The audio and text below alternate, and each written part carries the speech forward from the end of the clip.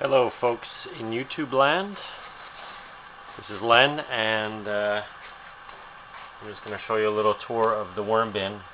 This is a bin that I had purchased back in, I believe it was 2008, at the end of the summer or in August sometime, and I've been using it ever since. I actually have a second bin that I made myself, but this was a bin that I had purchased in NDG, or I think it was kind of at the end of what is it, not St. Henry, but anyways, it's down at the end of NDG.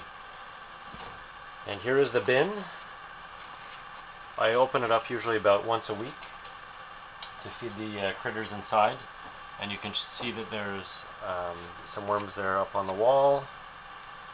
They climb around a little bit, but all in all, everything stays in the bin. You see that because I'm putting all kinds of vegetables in here, there's seeds that sprout. So anyways, these things get just turned back into the soil. And anyways, we've got the way that it was sloped. Normally what I do is I bank up, like over on this end I had it stacked a bit higher over here. So I think what I'm going to do this time is I'm going to dig on this side, pull the ground. It's kind of like ground, but all it is there is some ground in there, but there's also a lot of soil. And you see that this is all, if you can see the worms there, there's just all kinds of worms. They cluster around wherever they find food, and they move from one area of the bin to another. And you can see, like, look at this. This is all worms.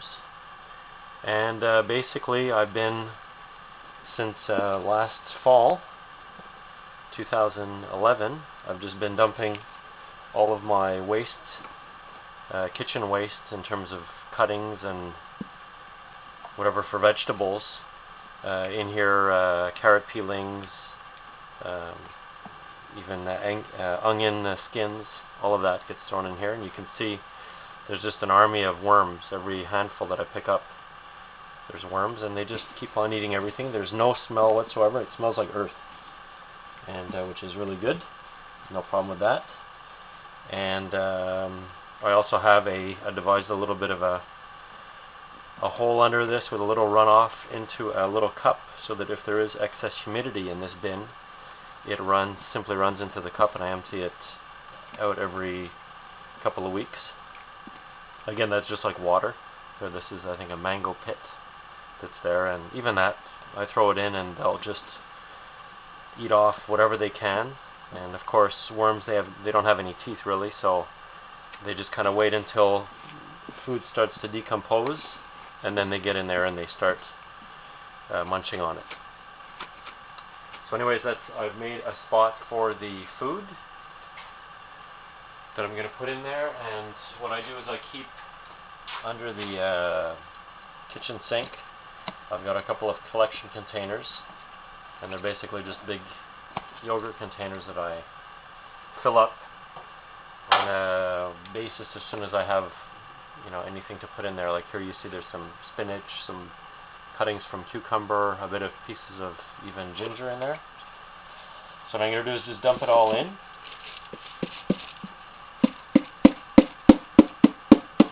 And you can see that there's even, I think, cuttings cut up, honeydew skins, and it just ends up being like a big soup here.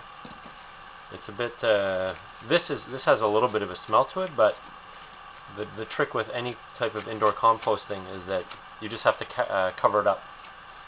And then once it's covered up, then the air doesn't get to it, and it just... Here's another one, and this has been sitting there a little bit longer. Again, it's a sealed container, so it doesn't create any, any smell in the kitchen. And you can see this is kind of turning a bit moldy. So this is, you can see there's all kinds of, I think, pepper seeds in there.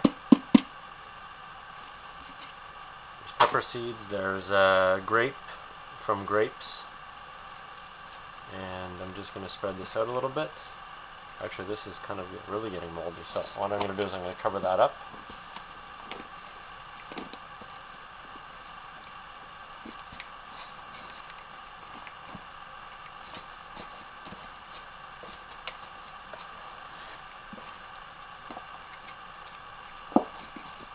go. So now here you see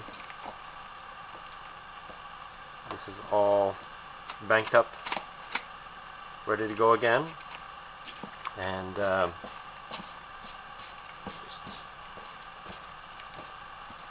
I keep it tidy in here just to keep the walls, if there's any worms that have climbed out or whatever. In they go, and then